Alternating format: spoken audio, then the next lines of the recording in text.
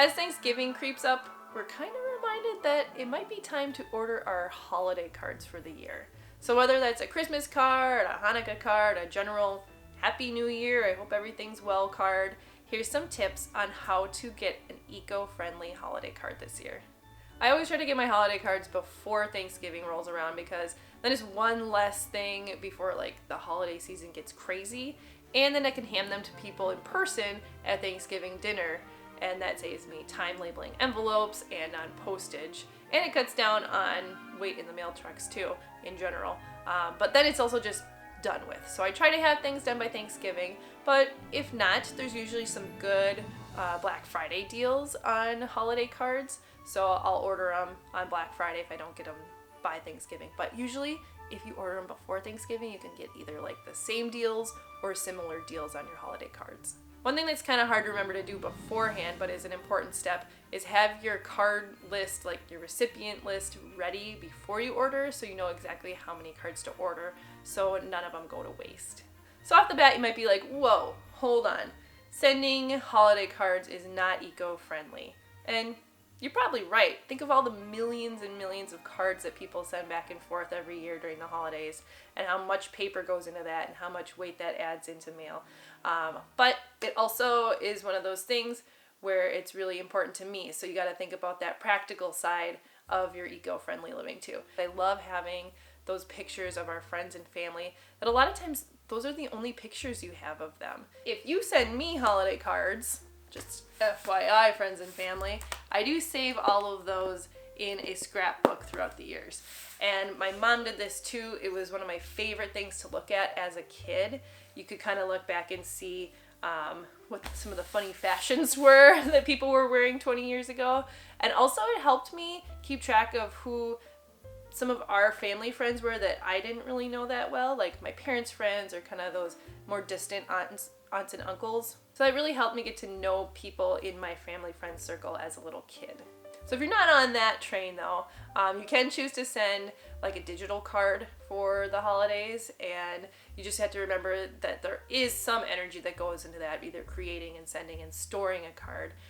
Just when you're done, if it's not a really sentimental card, if you're getting digital cards, make sure you delete them so they're not being stored in some database somewhere and using that amount of energy. It's small, but it does count into the whole scheme of things. If you're looking for more of a greeting card style card, look through your old cards. Maybe you have some that you can part with. Maybe you save them all up like I do for some unknown reason. But go through them, see which ones you could get rid of, and save the side that has the writing on it so you don't send it to the person that sent it to you. Maybe it's even been 15 years, but they might be like, I sent you that card. So save that part until you're ready to know who you're sending it to. You can write on the back of the blank side here, and you can use like a more decorative scissors than just like a straight edge. That might put a little extra touch to it. I don't know if people really care in the long run, but you could use a little bit more of a decorative cut to it, and then you can write on the back. If you find a really old card, then it's vintage and then it's really special. So that makes it a little cooler too. Will people be able to tell that you're reusing this card? Yeah, probably. But I hope you're sharing with your friends and family kind of your eco-friendly journey and the things that you're finding. And if they think that for some reason they deserve a brand new card or they care that it's a reused card, then they're kind of jerks anyways.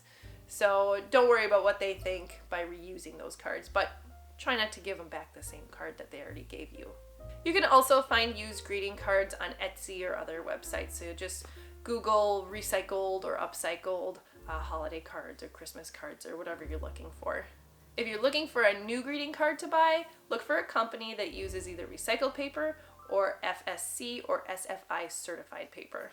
Opt for a holiday card that doesn't have any glitter or foil on it. I know that's super fun and I'm like a party pooper, but when you're recycling those cards, it gets into that pulp and it can be a contamination for that recycling facility in that new product, so they don't want it in there. And when you're looking for a printing company, kind of an added bonus is if you can find one that uses natural dyes or low VOC ink. You could also try setting up a card drive. I don't know if this actually works because I was just kind of thinking about it, but if you had a community drive for old cards and maybe, you bring in 10 cards, you get to pick out 10 cards. So they all kind of go into a pile and you kind of get to sift through and find cards that could be reused. So that's an idea for getting the community involved in saving on paper this holiday season too. A couple of those companies that offer kind of the more eco-friendly greeting card style cards are the Greenfield Paper Company. They have their Grow a Note line where you can plant your card when you're done because it has seeds embedded in there, and they are non-invasive and non-GMO seeds according to their website. Their hemp heritage cards are a quarter hemp and 75% post-consumer recycled materials for those cards. And their junk mail cards are made from 100% post-consumer recycled junk mail. So they're kind of like a confetti-laden thing, like you can see bits and pieces of the recycled papers in there, but those are all USA made, and those are from Greenfield Paper Company. Plymouth Cards is a USA company that makes their cards from recycled paper, jute, or sisal coffee bean bags.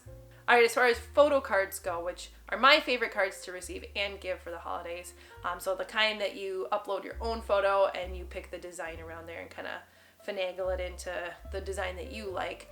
One option that you do have is minted. So we've used them for multiple invitations and cards before. They do have an option to use recycled paper for their cards, but it is extra on top of what you're already paying. All their cards aren't recycled paper, but it is an option that you can put on.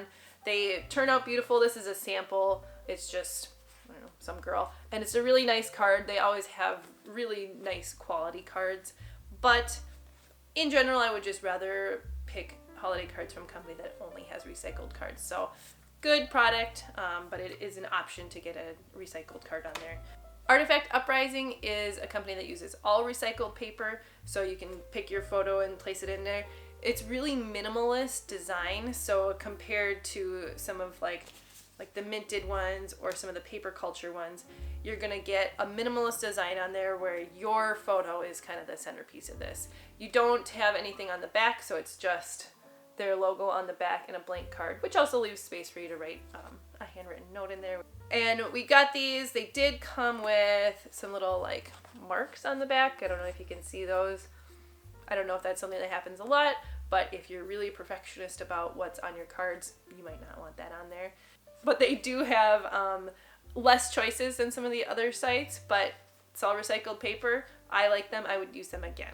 One more thing about Artifact Uprising is they do offer free address printing on the envelopes. So you can already have those addresses printed. You don't have to sit down and handwrite them all out. So that would be helpful if you are organized enough to put that into the computer when you do order your cards. And finally, my favorite company to use for holiday cards is Paper Culture. So this is the second year that we've ordered from them.